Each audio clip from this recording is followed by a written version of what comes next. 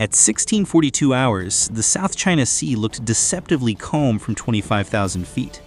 The E-2D Hawkeye orbiting above the USS Theodore Roosevelt's carrier strike group had the entire battle space mapped out to the last blip, and yet somewhere in that massive swath of churning water and scattered merchant traffic, the Chinese had gambled everything on a move that was already falling apart.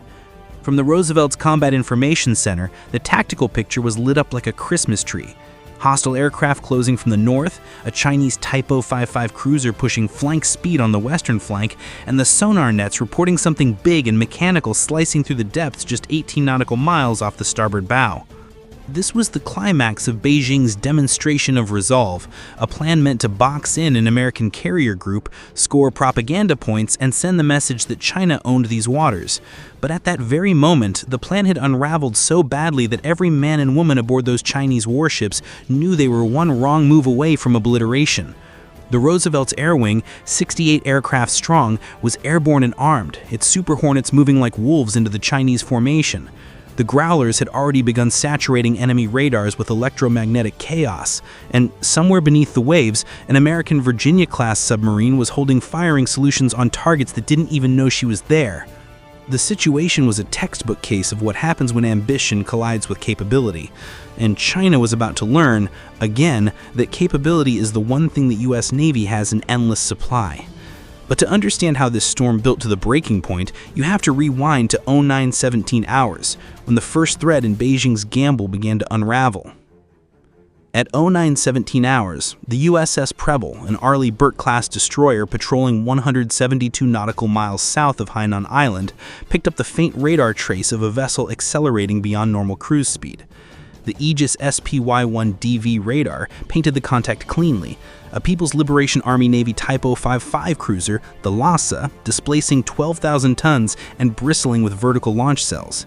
She had been moving lazily at 15 knots for the past hour, but was now ramping up to over 30 knots in a straight intercept course.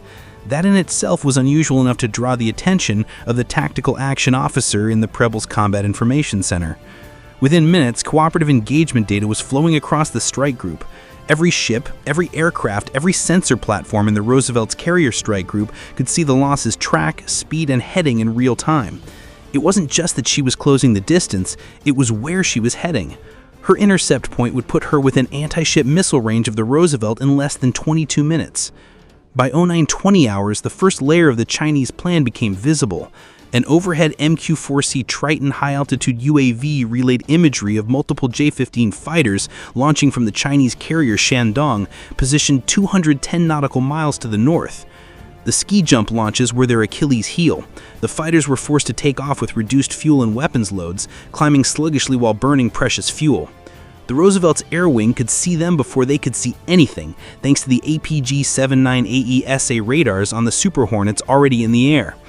Simultaneously, sonar operators aboard the USS Spruance reported a new contact, a probable Type 039A Yuan-class submarine creeping in from the west, hugging the thermal layer to stay hidden. But the creep was anything but subtle. Her electric motors were cycling irregularly, the kind of mechanical hiccup that stood out against the South China Sea's ambient noise. Within minutes, the Roosevelt submarine escort, the USS Missouri, had her acoustic signature cataloged and her firing solution refined to within a handful of yards. At 0925 hours, the Lhassa's intentions were undeniable. Her fire control radar, a massive phased array system designed to lock onto targets at extreme range, briefly spiked the Preble and then the Roosevelt herself. In naval warfare, this is the equivalent of pointing a loaded gun at someone's head. Inside the Preble's CIC, the captain's response was calm but firm. Maintain track, hold fire. American rules of engagement demanded discipline, but every second of illumination was recorded, every bearing and signal characteristic stored for the day when restraint would no longer be the order of the day. By 0930, the Chinese gamble was fully on the table. From the north, J-15s clawed for altitude, their formation tight, a necessity given their lack of secure high-bandwidth data links. From the west, the Lhasa pushed harder, her bow cutting a frothing V into the sea. From below, the Yuan-class submarine inched closer to the strike group's edge, oblivious to the fact she was already inside multiple American kill zones. And threading between them all was the bustling artery of global commerce, a Japanese-flagged container ship loaded with electronics, a Liberian-flagged crude oil tanker worth $500 million in cargo, and a Singapore LNG carrier with enough fuel to power a small city. This wasn't just a military game. Beijing was gambling with the very lifeblood of international trade. At 09:35 hours, the Roosevelt's flight deck came alive. 4 steam catapults hissed and roared in synchronized chaos, each launching an FA-18E Super Hornet at 45-second intervals. The ballet of American naval aviation was in full swing. Launch crews in yellow jerseys waving jets forward, green shirts locking holdbacks, steam venting as afterburners lit. From above, the E-2D Hawkeye's controllers fed targeting and threat updates directly into the cockpits via Link 16. The Chinese J-15 pilots, meanwhile, relied on voice comms and eyesight, a knife fight in the dark against an opponent wearing night vision goggles. By 0940, the Growlers joined the fight. Their ALQ-99 jamming pods began smothering the electromagnetic spectrum, injecting phantom contacts into Chinese radar scopes, erasing real ones, and turning command and control into chaos. What looked like 8 Super Hornets became 20, then 40, as false returns bloomed across their displays. For Chinese pilots trained in scripted exercises, the disorientation was immediate and overwhelming. At 0945, the Lhasa made her boldest move yet, crossing into what the Americans classified as a red intercept arc, a position from which her YJ-18 anti-ship missiles could hit the Roosevelt in under 6 minutes. But the U.S. destroyers flanking the carrier, the Preble to port and the Dewey to starboard, had her dialed in. Between them, they carried more than 200 surface-to-air and anti-ship missiles, any one of which could have erased the Lhasa from the battle space in seconds. Still, the Americans held fire, content to let Beijing stack more chips on a losing hand. At 0950, the Yuan-class submarine made its fatal miscalculation. Needing to recharge batteries, it raised its snorkel, instantly betraying its position to the Spruance's tow-to-raise sonar. The Missouri, already stalking it from 12 nautical miles away, adjusted depth and prepared to execute a simulated engagement. If this had been war, the Chinese boat's lifespan could be measured in the time it took a Mark 48 torpedo to sprint 15,000 yards.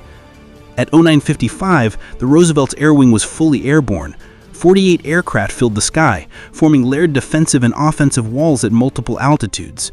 High at 35,000 feet, mid at 25,000, low at 15,000, overlapping kill zones that left no gap for the Chinese to exploit.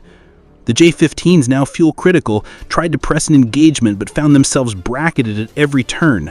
American pilots rolled into firing positions, radar locks chirping in helmets, AIM-120 missiles armed but not fired. The message was unmistakable: we can kill you anytime we want to. By 0910, the Lhasa slowed, her gambit spent.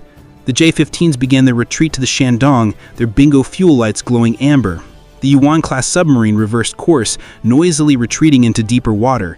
And yet, in the Roosevelt CIC, no one relaxed. The South China Sea had been a chessboard all morning, and the game was still on. The Chinese had come to make a point, but all they'd done was prove again why in this ocean, the last move still belongs to the U.S. Navy. At 10:06 hours, the Roosevelt's Combat Direction Center was a hive of activity, every operator glued to their consoles, every display humming with the organized chaos of a fleet that knew it had the upper hand but refused to underestimate the situation. The strike group commander, a rear admiral with 30 years sea, didn't need to raise his voice. Maintain pressure, they'll make the next mistake. On the giant tactical plot, the Lhasa's speed drop was highlighted in yellow, a silent admission of her failed run. But on the northern vector, the Shandong's deck crews were moving with unusual urgency. The Hawkeye's radar operators reported more J-15s being spotted on deck, but something else caught their attention. 2 KJ-600 airborne early warning aircraft being prepped for launch. These were China's attempt to mimic the E-2D, but with less range, weaker radar power, and far less sophisticated data sharing. Still, their appearance meant Beijing wasn't ready to back down. At 10:08, the Growlers shifted their jamming pattern to counter this. ALQ-99 pods began targeting the frequency bands known to be used by Chinese data links and radar uplinks. The result was immediate. From 250 miles away, the Shandong's control room watched as their deck-launched aircraft disappeared from their own scopes, replaced by a blizzard of false blips. Even before they were airborne, the KJ-600s were effectively blind. Meanwhile, under the waves, the USS Missouri moved into a knife-fighting position. Her sonar techs tracked the Yon-class submarine's every move, the creak of her hull under depth change, the rhythmic churn of her propeller. A second American submarine, the USS Hawaii, was closing from the east, forming a pincer beneath the Chinese surface elements. Between the two, they could cover every possible escape path. The Chinese subcaptain didn't know it, but his acoustic profile was being mapped in such detail that his vessel could now be identified from a single screwblade's harmonic. At 10:12, the Roosevelt's air wing made its first aggressive move of the day. 4 sections of Super Hornets broke from their defensive wall and surged north, accelerating through Mach 1.2 at altitude. Their mission wasn't to fire, it was to force the Chinese J-15s to react, to burn even more precious fuel trying to intercept. The Hawkeye fed them precise intercept vectors, guiding them to within visual range before the Chinese realized the trap. The J-15s rolled to meet them, but their radar screens told them they were outnumbered 3-1. In reality, it was an even match. The extra contacts were pure Growler-generated ghosts. The psychological toll was immediate. 2 J-15s peeled away without firing, retreating toward their carrier. At 10:15, the first merchant distress call came in over open channel. A Panamanian-flagged container ship reported that a PLN Type 054A frigate was cutting across its bow at high speed, forcing it to alter course. This was Beijing's real leverage, intimidation of commercial traffic to show that U.S. guarantees of free navigation could be challenged. But this time, the intimidation didn't go unanswered. The USS Dewey adjusted course and moved to within 3,000 yards of the frigate, her 5-inch gun trained but silent. The message was simple: we see you, and we're closer than you think. By 10:18, the Roosevelt Strike Group was launching the second wave. More Super Hornets, an additional pair of Growlers, and another Hawkeye joined the air picture. The launch crews moved like clockwork, guided by decades of drill. Every catapult cycle, every arrested landing, every refuel was another piece in a choreography the Chinese could imitate in propaganda, but never match in reality. At 10:20, the Lhasa made a curious move. She launched a pair of Z-9 helicopters, likely fitted with dipping sonars to try and locate the Missouri or Hawaii, but the Americans were already ahead of them. As the helicopters dipped their sonar buoys, the Growlers targeted their data uplinks, cutting them off from their mothership. Pilots in the Z-9 suddenly found themselves alone over open water, blind to both friend and foe. At 10:23, the Missouri simulated a torpedo launch, recording the maneuver for later analysis. The exercise was academic. In an actual engagement, the Chinese sub would never have detected the weapon before impact. But the simulation proved the kill chain was complete, from detection to firing solution to simulated impact. By 10:26, the Roosevelt Strike Group had effectively surrounded the Chinese formation without crossing into overtly hostile actions. To the northwest, the Dewey maintained shadow on the Lhasa. To the east, the Preble tracked the Chinese frigates. Beneath them, Missouri and Hawaii locked in their underwater traps. Overhead, American fighters formed a seamless canopy of steel and electronics. The Chinese carrier group was boxed in, its every move mirrored, its every emission cataloged. At 10:30, the Chinese tried one last ploy. The Shandong launched its KJ-600 early warning aircraft, but the Growlers were waiting. Their jammers blanketed the sky, creating a haze of false targets. Within minutes, the KJ-600 pilots were reporting dozens of hostile aircraft that didn't exist, while the real Super Hornets slipped unseen along their periphery. By 10:35, fuel was becoming the enemy for the J-15s. Ski jump launches meant less fuel from the start, and after an hour of high-thrust maneuvering, their gauges were bottoming out. The first pair made emergency returns to the Shandong, one of them touching down with barely enough fuel to taxi clear of the landing strip. The Roosevelt's pilots watched them go, holding formation, discipline unshaken.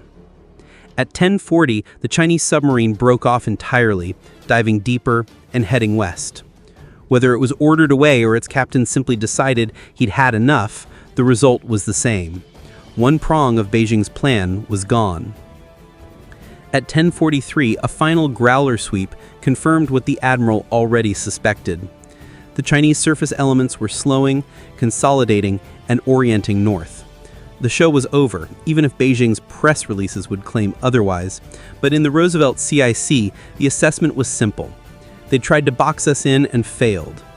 At 10:45, the Missouri slipped back into the silent running that makes her class so feared. The Super Hornets resumed patrol orbits. The strike group's merchant escorts were reinforced, and the South China Sea, for all of Beijing's saber-rattling, was still an open highway under the protection of the U.S. Navy.